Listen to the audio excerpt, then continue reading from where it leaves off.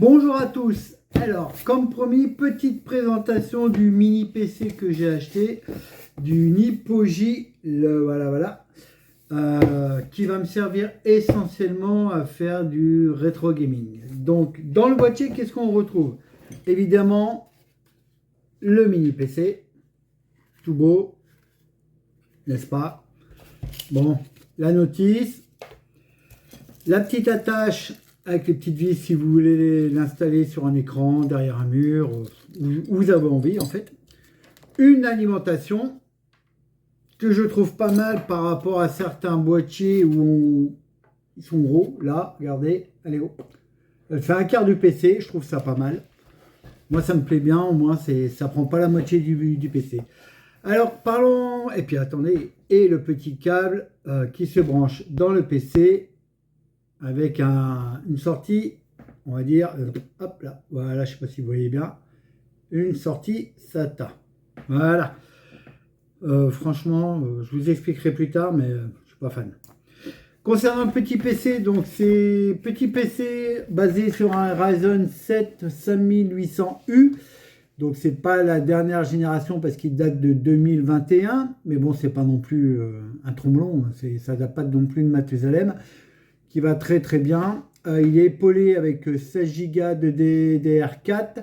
Alors pourquoi la DDR4, vous allez me dire, et pas de la DDR5? Tout simplement parce que la DDR5, alors oui, il y en a des N95, N97 qui sont à base de DDR5. Franchement, j'en vois pas trop l'utilité sur des PC comme ça. Ça rajoute... Enfin, ça fait payer en plus pour rien en fait. Parce que la DDR4, c'est pénible. Voilà, ça suffit très bien. Ces mini PC là.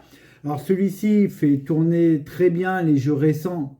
Alors, pas les jeux super hauts en définition, tout ce que vous voulez. Mais il arrive à les faire tourner quand même. Pour le rétro gaming, il est top.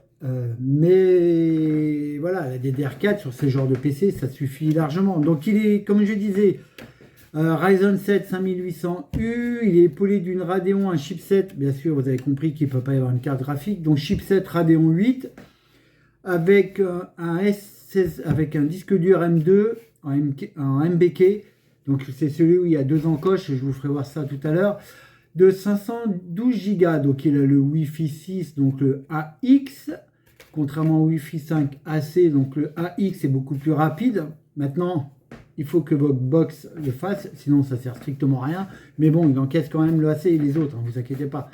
Il a le Bluetooth 5.2 et concernant les connectiques, je trouve qu'il est très bien fourni.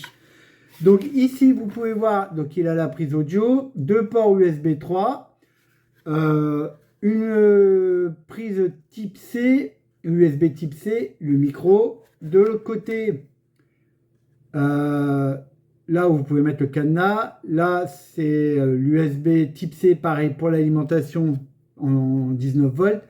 Il a deux RJ45, donc, dont une, alors je ne sais plus laquelle, hein, elle fait 2 Go 5. Donc je trouve ça bien, c'est pas mal.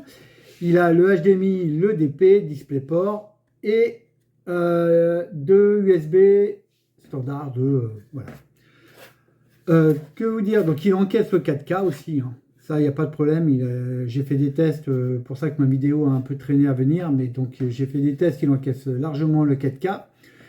Niveau bruit, ventilation, je trouve qu'il y a plusieurs ventilations. Donc il y a une ventilation là, il y en a une, elles sont là, vous voyez à travers un peu, hein. Coucou, regardez, et voilà. Donc en fait, il est aussi ventilé là. Donc le ventilateur est en dessous. Il n'est pas très bruyant. Bon, quand il se met en route, on l'entend. Bon, on l'entend, hein, ça c'est clair qu'on l'entend très bien même. Mais il ne dure pas très longtemps. Ça reste raisonnable. Personnellement, voilà, il est dans le bureau. J'ai testé aussi dans le salon pour, comme je disais, pour mettre mes jeux en rétro gaming.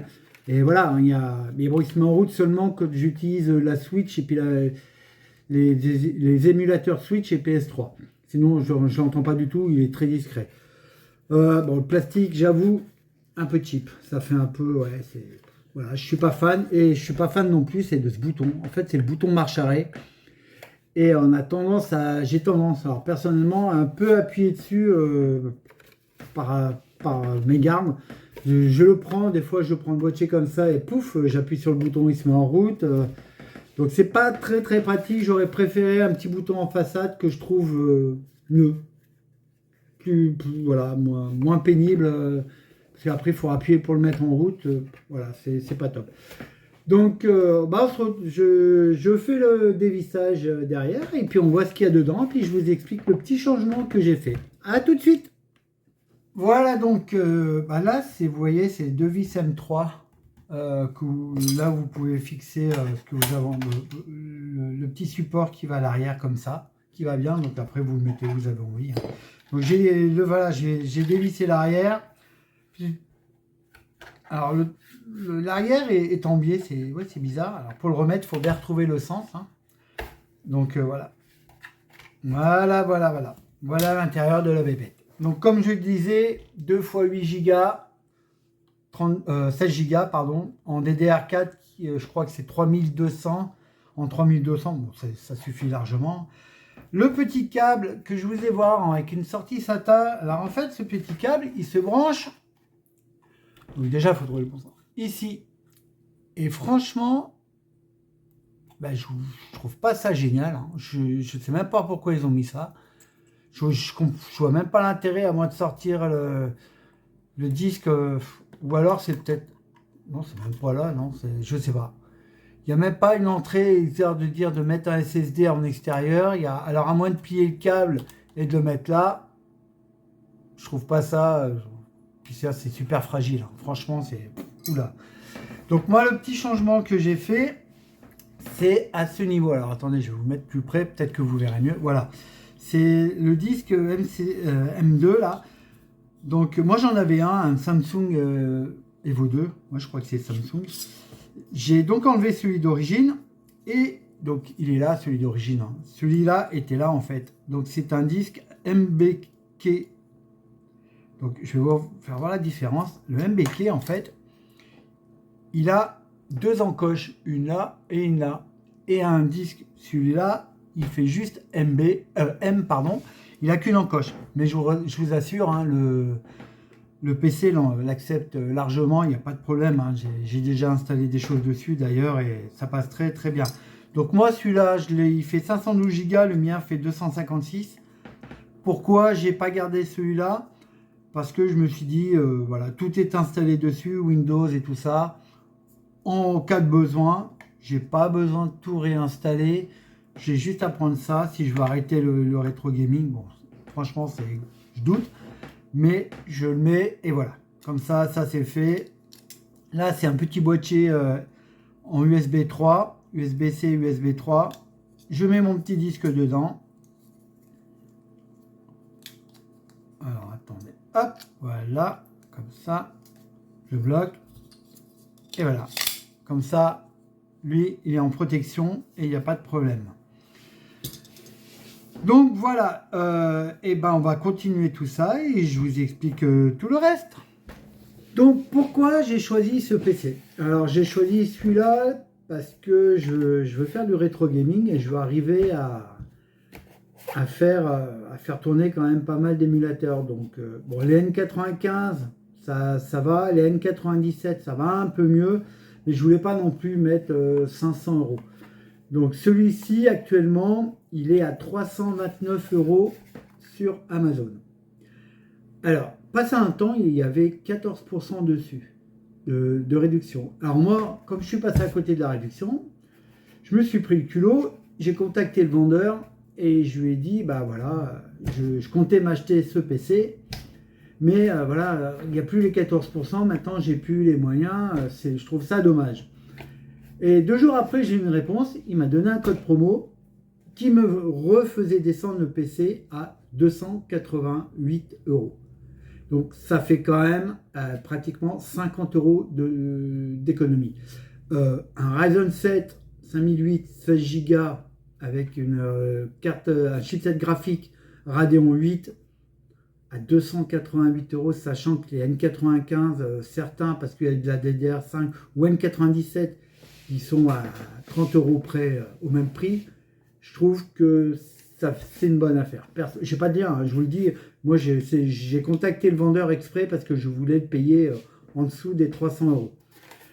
Et franchement, j'en étais pas déçu. J'ai testé alors en milieu familial, donc avec le logiciel de tous les jours, Word, bon bah tout ça, Internet, tout ça, on va pas, il n'y a pas de tortille et ça passe très bien.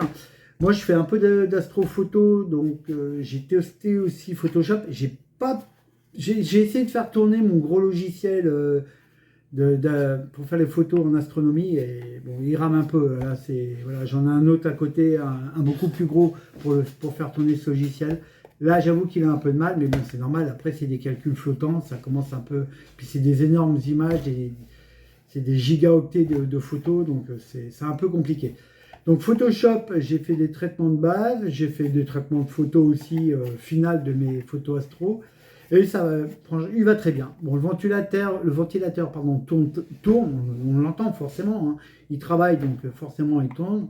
Mais voilà, ça reste raisonnable et ça fonctionne très très bien. Niveau rétro gaming, j'ai rien à dire. J'ai fait tourner tous les émulateurs de base sur Recalbox et Batocera. Je n'ai pas essayé les autres parce que c'est les deux principaux et je trouve que la communauté est bien fournie sur les deux là. Donc au départ, donc oui, pourquoi j'ai changé le SSD qui était dedans? Parce que pour le rétro gaming, je passais le SSD que j'avais mis, je le mettais en USB 3. Et j'avoue que bah, des fois j'avais des plantages. Donc je me suis dit, ouais, ça ramait, c'était pas top. Donc je me suis dit, je vais prendre le disque dedans. Hop, j'ai interverti. Et depuis, ça fonctionne du feu de Dieu. Alors Recalbox fonctionne très très bien, il n'y a pas de problème pour ça. Mais Batocera, je trouve que ouais, il y a plus, la communauté est plus importante. On trouve énormément de tutos sur YouTube. Les émulateurs, il y en a partout. Hein. Il suffit de chercher. Les ROM, bah, c'est pareil. Hein. Vous cherchez une ROM sur un jeu ou sur un émulateur. Hein. Vous tapez ROM, voilà, Nintendo, Switch, Batocera, V4, V39, suivant la version que vous avez. Et vous pouvez trouver tout ce que vous avez. Donc, tout ce que vous voulez, pardon. Et donc moi, j'ai Batocera version de base, ça tourne très bien. J'ai essayé tout ce qui est Nintendo, c'est impeccable, hein, jusqu'à la SW. Tout ce qui est PlayStation, impeccable, jusqu'à la 3. Ça tourne très très bien. Mais je ferai une vidéo spéciale sur justement le rétro gaming avec ce PC. Alors je m'excuse déjà si la vidéo ne sera pas top parce que bon, comme d'habitude, hein, moi j'ai pas le matériel, j'ai pas les grosses caméras, je filme uniquement avec mon petit téléphone. J'essaie de faire au mieux et puis voilà. Et donc je ferai une vidéo dessus avec tout ce qui est rétro gaming, avec les émulateurs et puis les jeux qu'il y a. Et comme ça, le retour sera direct et puis vous verrez en même temps ce qui est faisable et pas faisable. Sur ce, bah petit conseil, si ça vous intéresse, allez voir. Je peux vous fournir le lien direct sur Amazon. Sinon, c'est le Nipoji AM06 Pro en 16 Go avec un Ryzen 7 5800U. Actuellement, il a 329. Je me répète. Donc, n'hésitez pas à contacter le vendeur pour qu'il vous fasse la promo des 14% de réduction pour l'avoir à 288. Voilà. Donc, j'ai pas grand chose d'autre à vous dire sur ce PC, à part que j'en suis très, très content. Et je vous dis à bientôt sur une prochaine vidéo avec Batocera, les émulateurs, la totale. Et je vous dis à bientôt et merci encore de m'avoir suivi. Passez une bonne journée. Bientôt. Ciao, bisous.